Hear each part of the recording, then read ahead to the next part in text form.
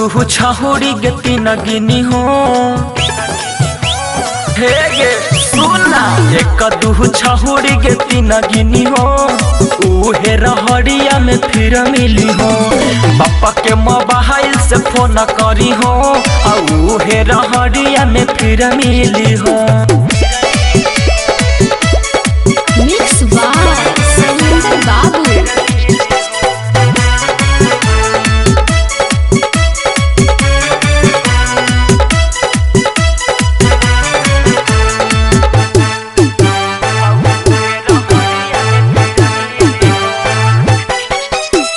ओढ़नी के नीचे बिछाई हो गे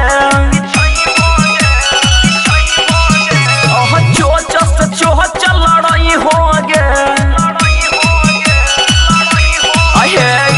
ओढ़नी के नीचे बिछाई हो गे चोच से चोच लड़ाई हो गे प्यारा वाला बतिया सुनई के छौड़ी हमारा रोज सिखाई हो गे आगे नहीं पीछे के छौड़ी हिली हो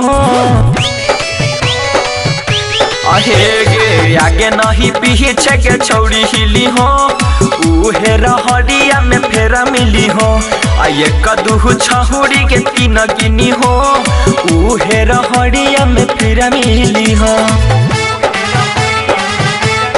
मिक्स बाय सैलेंडर बाबू।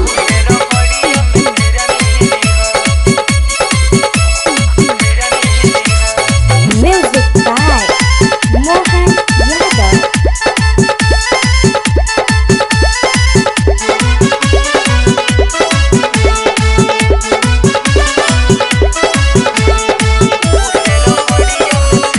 गरी हो नहीं छहुड़ी बहाना गे हे गे मिल तू आई हो रोजाना गे हे गे गरी हो नहीं छहुड़ी बहाना गे हम मिल तू आई हो रोजाना गे राइटर सलेंदर सौरभ सुगम ढूढ़तौ तोरो खजाना गे हमारे गे छहुड़ी तो सैया कहीं हो